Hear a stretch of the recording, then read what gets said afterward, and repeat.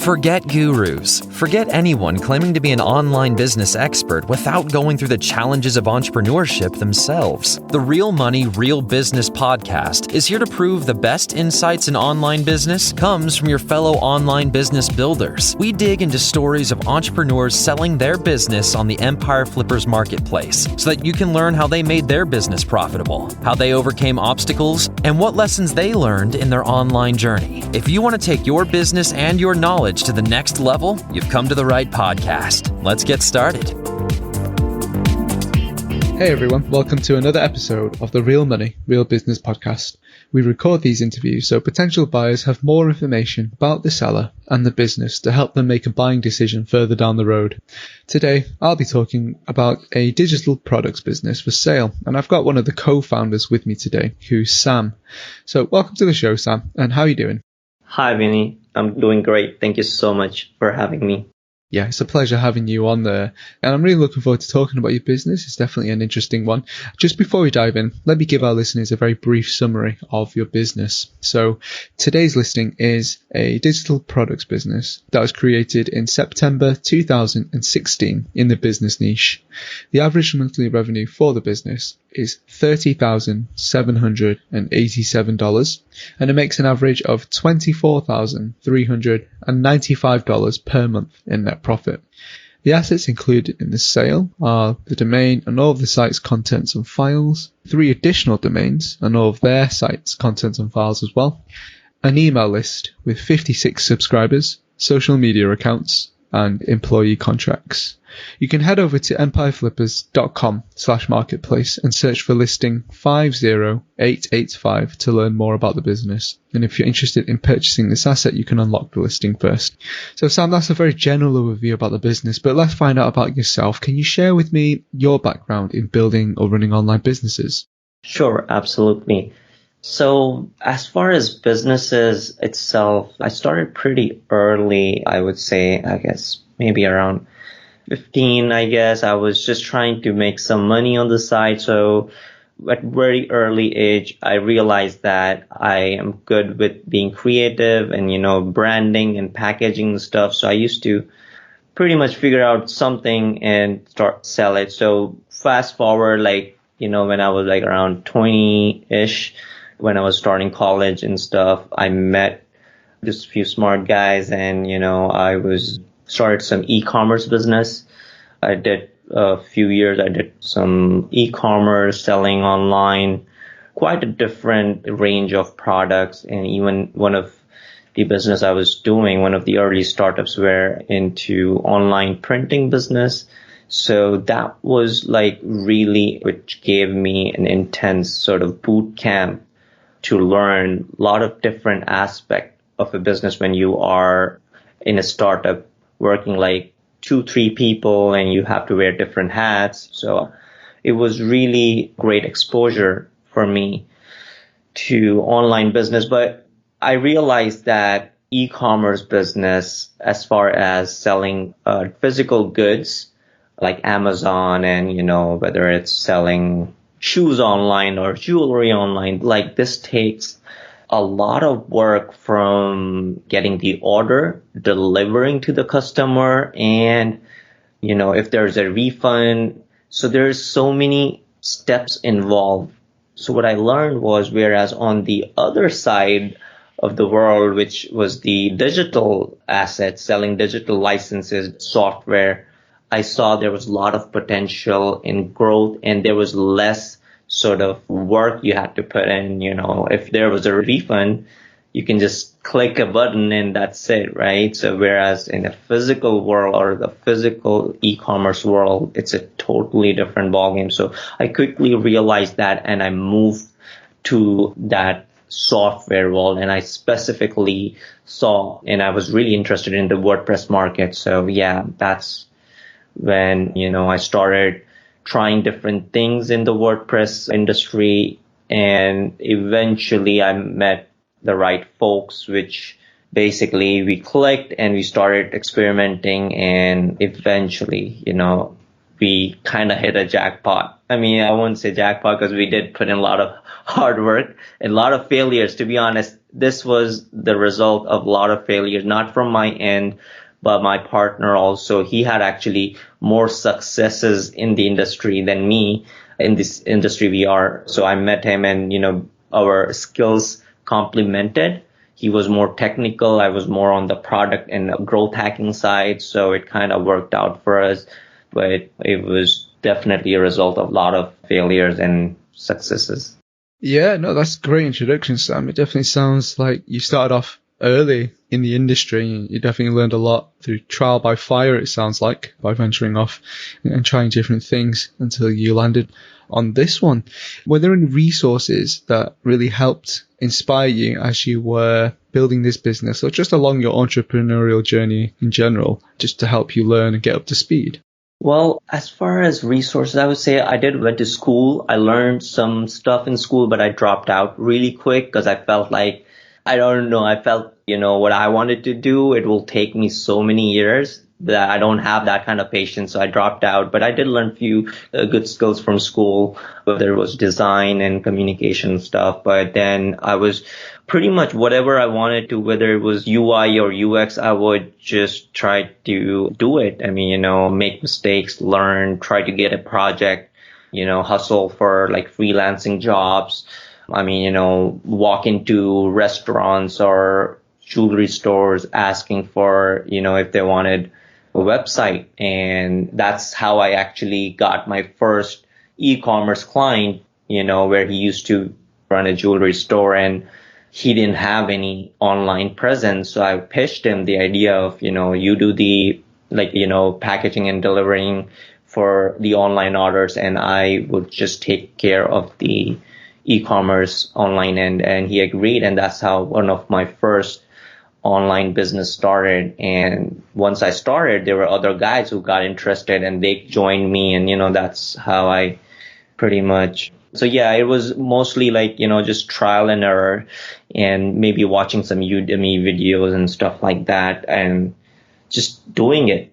That makes sense. So can you share with me how you came up with the idea to start this business in the digital products business in the business niche? So this specific one, actually, I can't take most of the credit because this was actually my partner's idea, and he already had experience in this industry for quite some time. Slightly different one, but somewhat similar. And he started working on the prototype. And that's when I saw it and I did the market research and, I saw the potential in the market. He was very early stage, he sort of pitched me like, this is what we are doing. Like at this time, we were still like at our early stage of a relation. So we were still sort of building the rapport. We were doing little tiny projects. And I want to make a point here, like whenever I learned this hard way, like whenever you want to do something big with somebody, like, a new partner that you have found, try to work on something smaller with them. Fail big with the smaller projects before jumping into a big commitment, right? So you want to really gauge that, whether the frequency matches. I mean, because I tried to work with so many people before and, either I was working at a whole totally different frequency and they were way behind or they were too ahead of the game. And, it didn't match.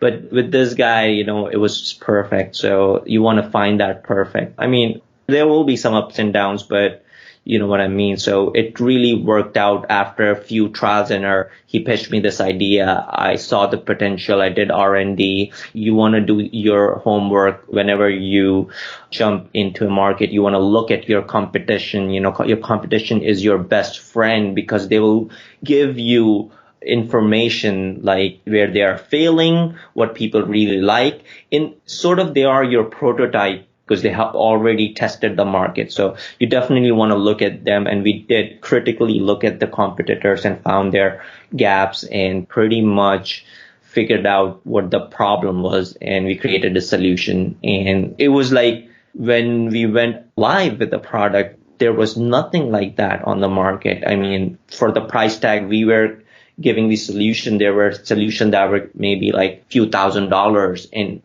maybe more. And there was nothing like in WordPress industry. So anyways, the point I was trying to make was do your homework before trying to do something big. Yeah, that's definitely a lot of great advice there. I really like what you said about failing big with the smaller projects, because obviously the entrepreneurial journey is just filled with failures really until, like you say, you land the big one. So it's always good to make those mistakes and learn the hard lessons earlier on, so that when you get a bigger project, the one that you're looking for, you're in a good position to succeed because you've already gone through that learning curve. With this business in particular, Sam, how does it make money? So this primarily makes by selling digital licenses. So primary revenue is the product itself, and like product is the king, right? So in this case, we have some other revenue channels like services. We have tried to expand the scope of the product by releasing extensions or modules, but everything revolves around the product. And we sell it through a marketplace. And this is, I guess, a good advice for new sellers, whether it's Amazon or any digital product or physical product.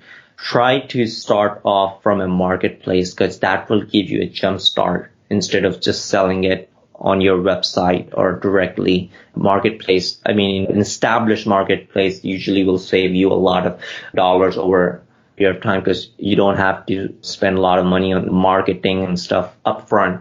Yeah, again, really great advice. Sam, your business is doing really well. You've scaled it to quite a really decent size over these years, but our listeners will be wondering why you're selling the business right now instead of staying with it or growing it. Yeah, so that's a very good question, actually. Honestly, it's been, a few years now, and in our niche, we are the industry leader. And I think last year, pretty much, I guess we crossed the sales of all our competitors. And, so I guess at this point, we even after try to grow the revenue by adding different channels. To be honest, we didn't really thought of selling this business. It was just, we were just having a casual conversation. If we were to sell this, if we wanted to see what offer we'll get, what's the valuation, because mostly we are guys who are good with building products, designing products and stuff like that.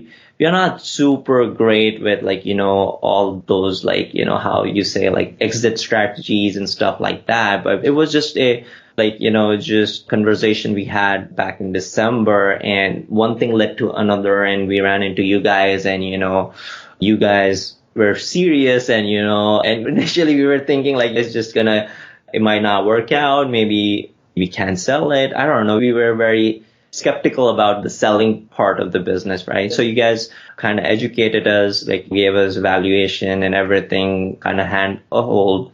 There was a lot of hand-holding. So, and then we realized this is serious. We can probably do this. And we also think that at this time, we can probably go try something new. And, maybe we came to the market, we did make a major impact to the industry at a whole, because we saw the change after we came into the market, that not just our immediate market started kind of copying us or trying to build solution like us for different markets and stuff like that. So, and we also see that there are others on the services side. Also, we see there's a lot of businesses or freelancers who are offering services for our product and stuff like that. So it has grown a lot in the last few years. And I think we want to try to maybe do something similar or even better for some other industry if we can. So I guess, I don't know if that helps. Yeah, no, that definitely makes sense. So the business ventures for you out there, which is, completely normal. I just want to touch on your experience then. As you were scaling this business, was there anything that you learned that you'd apply to future sites or businesses? Yeah, absolutely. We learned a lot in this business. I think the greatest lesson that I will take away from this, again, you need to focus on the product. Sometimes it's easy to get lost. You'll see some other things that are glowing or attractive. Oh, you mean shiny object syndrome? shiny objects, right? And, you might get distracted. So, and you need to constantly check, what helped you grow your business niche initially, because there are some things that really helped us in the beginning when we launched, like talking to the influencers, building a relation with the top bloggers and stuff like that, and YouTubers and so on, which later on, once we got a lot of traction, we became popular, we stopped doing that a lot. I wish I continued doing that at the same pace. Because what happened once we started becoming popular, a lot of YouTubers also started reaching out to us. But I wish I continued to put in more effort from my end. Because I think no matter how much budget you have to spend on your marketing, let's say whether you spend on Google or Facebook ads, let me give you a really good point. The majority of traffic today, 70 to 90% of traffic is organic, and we hardly spend money on advertisement.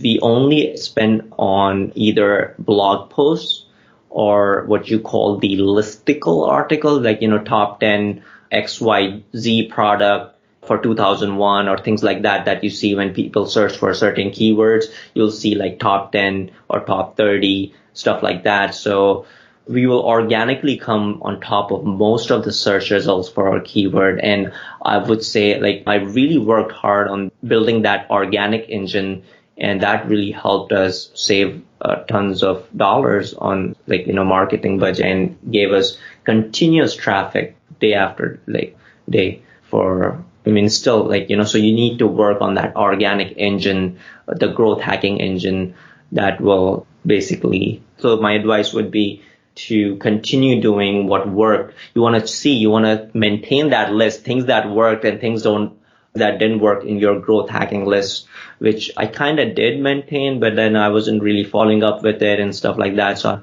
I don't want to repeat that mistake again when we start something new. And lastly, I would say the customer, support. Try to always give your best, because a lot of time there are a lot of great product solutions out there, but support is usually not that great. And that will one of the reasons why you might lose the customers. Sometimes, there might be some issues with your product.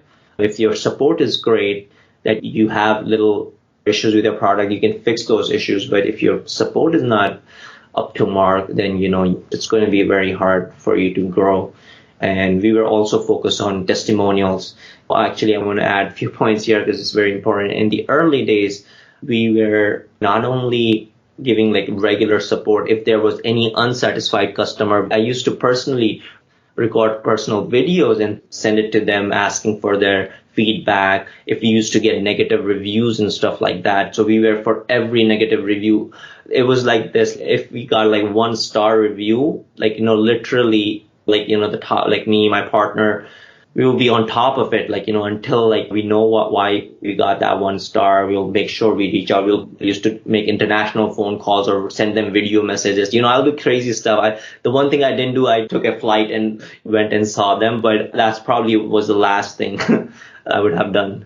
Yeah, gotcha. That makes sense. On the other hand, was there anything that you tried that didn't really give you the ROI that you were hoping for? We tried and that didn't give us the ROI. I would say, I think the Facebook ads and Google ads, maybe we didn't do a great job on running those campaigns, but honestly, I was never really satisfied with the results from Google ads and Facebook ads. But, for a lot of people, it works for them. If they are able to figure it out, go for it. Yeah, one point I guess I want to add is when we were doing product testing, we really did product testing. It wasn't just, an internal team doing product testing.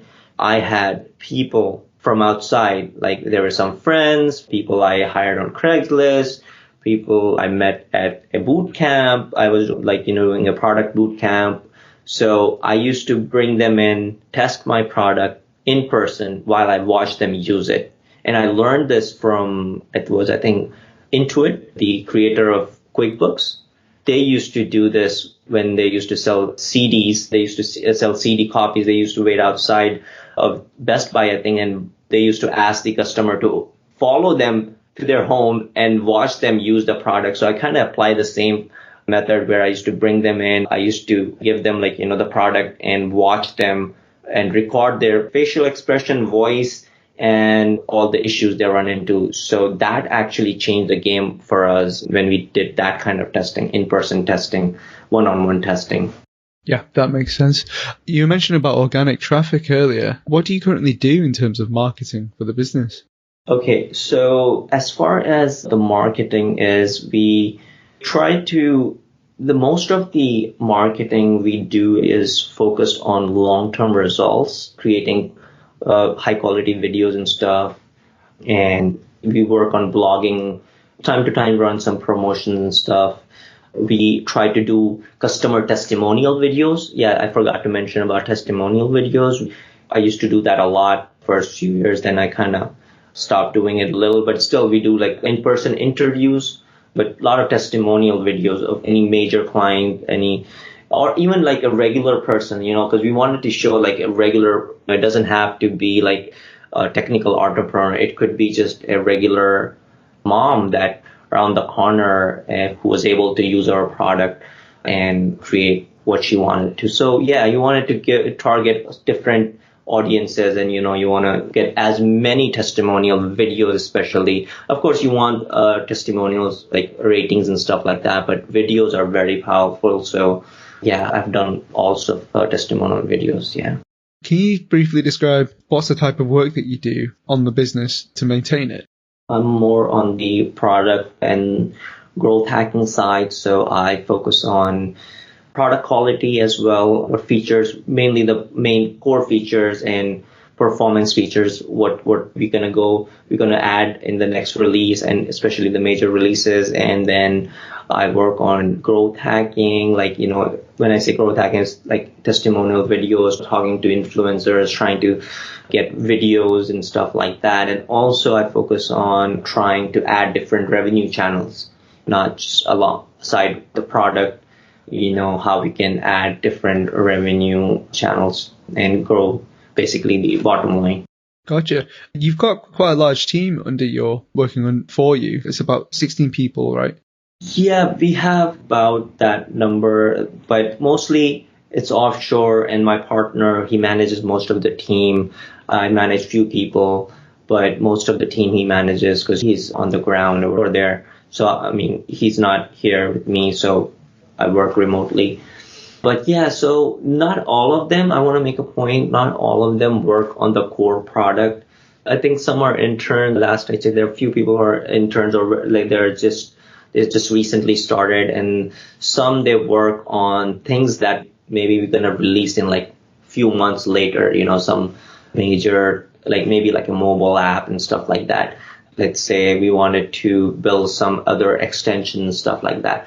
So for the core product to run the show as is, the new buyer have maybe like somewhere around 6 to 8 people, I guess, depending the skill level. Yeah, I would say they don't need like 16 people. Sometimes because we kind of, because there are a few people who have been with us for some time, like, so they are still, and we kind of add new talent and train them just in case somebody has to leave. So we have some buffer, like, some extra people sometimes. So yeah, that makes sense. I guess for the listeners and the potential buyer who's interested in acquiring the business, how many of these employees, or like you say, offshore freelancers, are willing to stay on with the business after the sale? We are open to negotiate, Vinnie. I mean, it's hard to say that right now, but based on the need and the demand, we can negotiate. Yeah, I don't know if I can give you an exact number. That's good to hear. At least we're aware that you're open to negotiating. Let's talk about the opportunities. If you were to stay with the business, Sam, what are some of the growth opportunities that you would try to explore? Yeah, so the good thing about us is we already experimenting and trying to expand, right? So we already have released the extensions, and we're going to release more extensions in the coming months.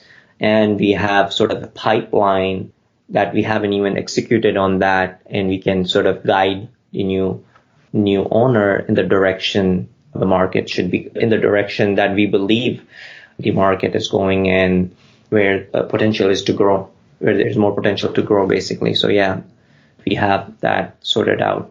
Good to hear. I wanted to ask you, with all businesses, there's always an inherent risk, right? What would you say are some of the biggest risks with this business that a buyer should be aware of?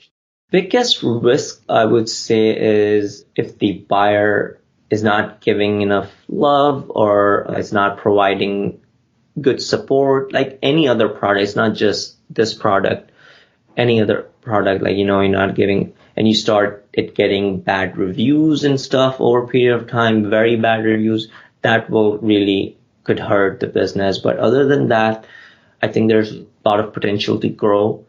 Keep innovating. One of the things that we always did was continued innovating, adding small innovations in the product and always criticizing ourselves. We were never like, oh, we are number one, we are the best seller, and that's it. No, we were always literally, some of the meetings, Vinnie, if you attended, like, like you would think like me and my partner are like trying to kill each other, like, this is like more towards like product, and, we were criticizing the product, like, and like we need to improve, like, so we were always basically finding issues and, room to grow. That's how you do it. You don't grow by thinking, you're the best. You don't need to, you can just sit and make money, like, so I don't know if it makes sense. Yeah, it makes sense. I guess obviously outside of the usual Google algorithm changes that might affect your traffic and stuff like that. Yeah, like you say, it's just making sure that you keep your head sort of grounded. And yeah, it definitely makes sense what you're saying.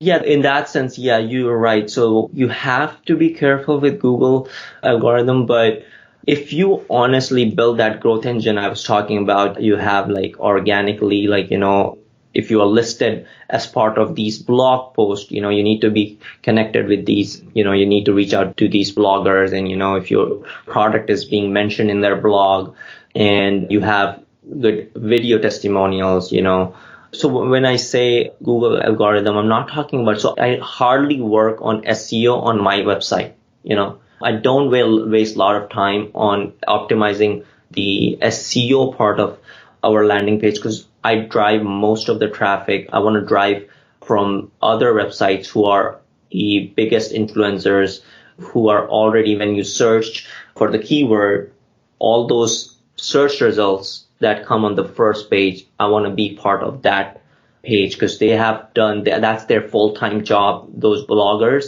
they live to get their pages on the first page of Google. So I want to be part of their blog post, and, so I do whatever it takes to get on that rather than spending time. I mean, I do spend time, but not that much. I don't know if that makes sense. Yeah.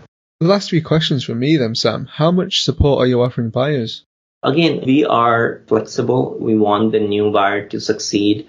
We're not going to be like, here's the keys, goodbye. Obviously, we want to stick around.